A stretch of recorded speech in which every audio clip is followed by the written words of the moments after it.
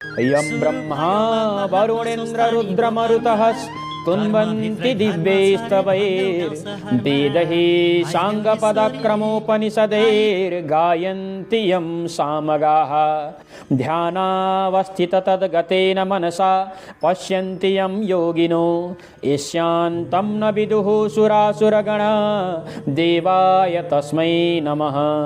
अथ चतुर्थाध्याय ध्यानम। कुमारजी आज्ञा गर्नुहुन्छ, हे अगस्त्य मुनि, त्यहाँ उपरान्त विवाहको दिन विष्णु भगवान दक्ष प्रजापतिको घर जानुभयो। बिरणीले कन्यादानको सामग्री तयार पार्न लगाइन्। विधिपूर्वक यज्ञ हुन लाग्यो। उता महादेव विषभाङ धतुरो खाएर अचेत भई दक्षको घर जाने कुरा बिर्सिसक्नु भएको थियो। यता विष्णुलाई चिन्ताले धड्यो। मनै मन विचार गर्न लाग्नुभयो। कन्यादानको बेला भइसक्यो। मैले दान लिएपछि महादेवले लिन र मैले दिन हुँदैन, अब कसो गरौँ?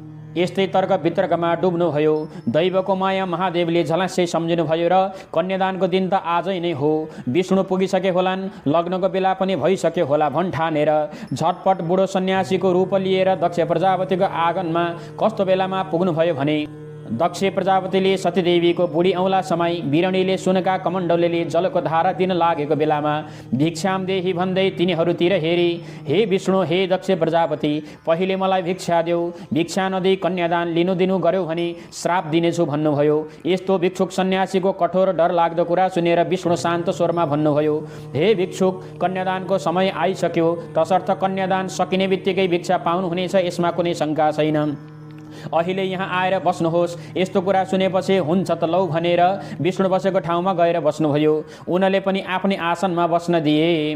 दक्ष प्रजापतिले केही विरोध गरेनन्। सतीदेवीको हात विष्णुको हातमा सुम्पने ठाउँमा विष्णुले आफ्नो मायाले छोपेर सन्यासी रूप महादेवको हातमा पारिदिनुभयो।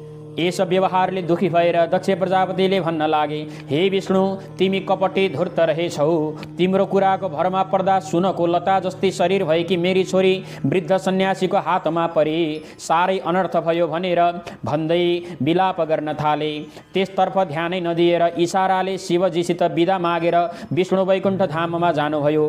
विष्णु गएपछि सतीदेवीलाई दक्ष प्रजापति भन्दछन्, हे पुत्री सतीदेवी, पापिष्ट विष्णुले गर्दा तिमी यो अवस्थामा पर्यौ।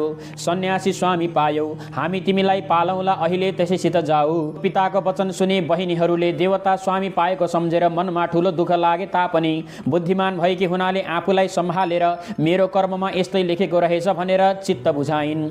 कस्तै भए पनि मेरा बाबा महतारीले दिएका मेरा पति यिनै नै हुन् भनेर ईश्वर रूप मानिन्। सन्यासी रूप महादेवले सतीदेवीलाई भने, हे स्त्री, अब यहाँ बसी के गर्नु, आफ्नै घरमा जानु पर्दछ। तिम्रा माता पितासँग बिदा मागेर आऊ। सतीले